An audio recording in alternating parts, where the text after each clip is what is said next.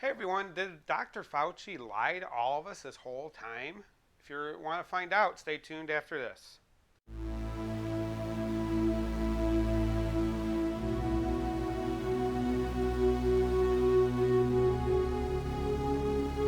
Okay, so Dr. Fauci's emails were released recently and they've been all over the news. Did he lie to us this whole time about wearing masks and how dangerous this is?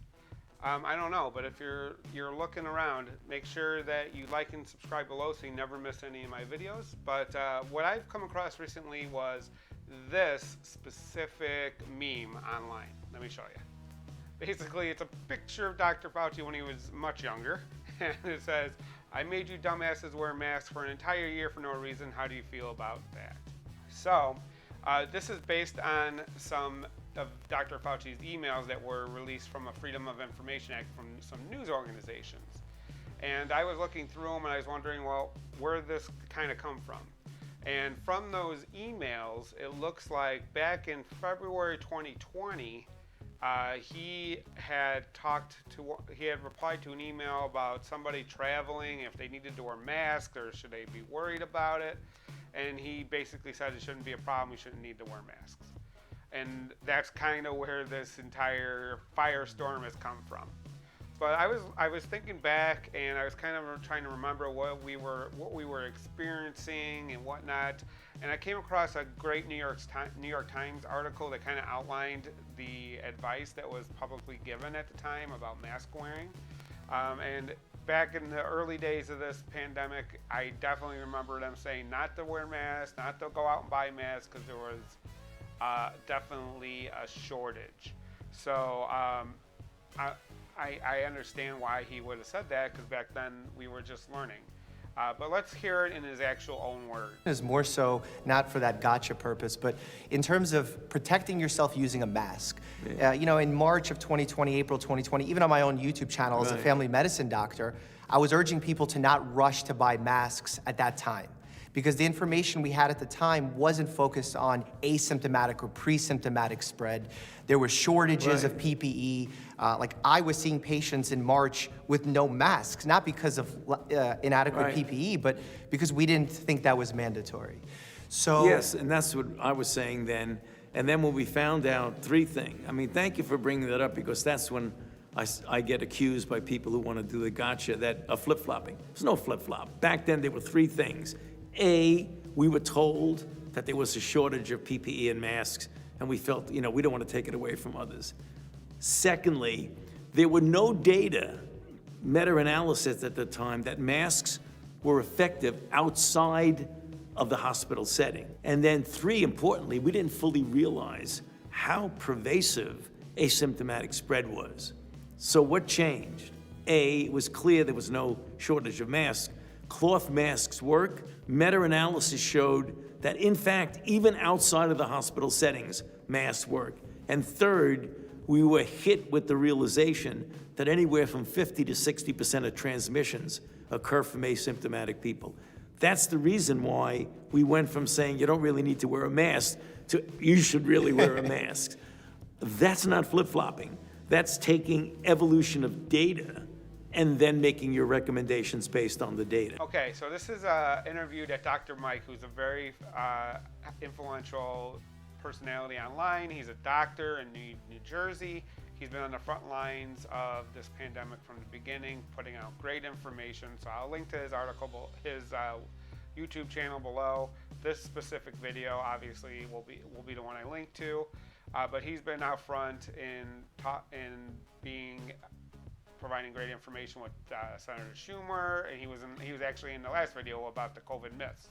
That was the male doctor, obviously, that was in that video. But if we remember back then, we got to remember this is a brand new virus back then, right? Like he said, we've only been even known about it for about 15, 16 months, and we didn't know a lot about it. So obviously things change, and as we learn more, the advice changes. That's how it's supposed to work, right? You don't tell people to do stuff just because it might feel good. You have to have some science behind it. Actually, let's listen to another quick clip from the same video about how the science should work. anyone who's involved in science to say you should never change your mind doesn't understand what science is. Okay, so he was talking a lot about how science works and how when you get more data, that's when you should change your mind. And that's basically how all this should work, is whenever you get more data, you need to make a decision based on that data to give, especially from a public health perspective, a way forward, right? Back in the early days, we didn't know that it was transmissible so easily, and that people that weren't showing symptoms could transmit it. We didn't know that. And early on, we didn't know that masks would even be effective outside of outside the hospital setting.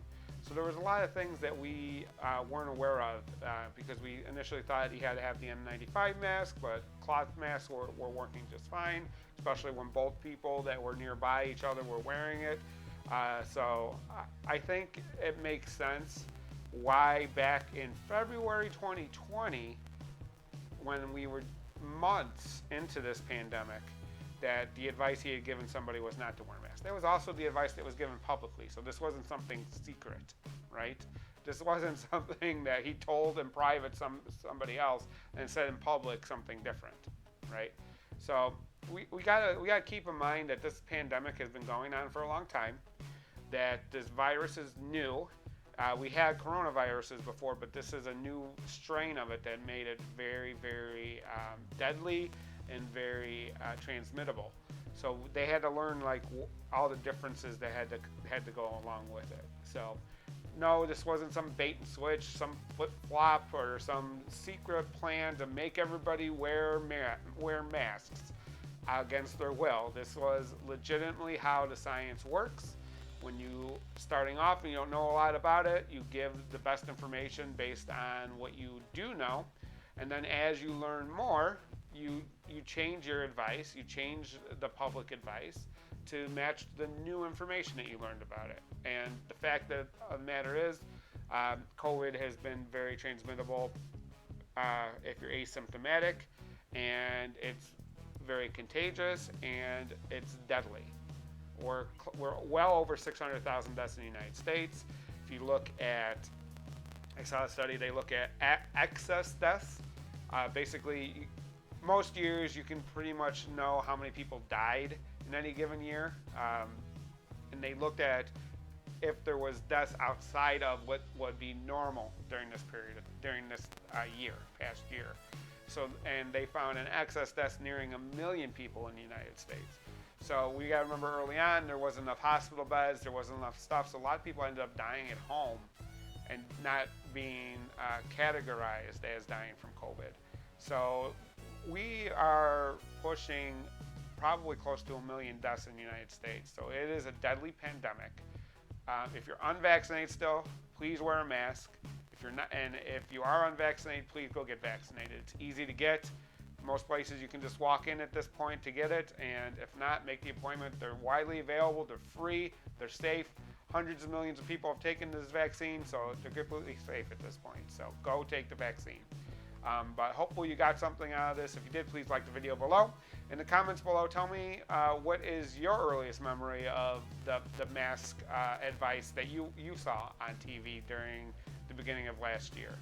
I remember them saying, please don't run out and buy masks because we need them for the hospital and there's a shortage. That's my earliest memory. I'd like to hear what you have to say. But until next time, you have a great day. Bye.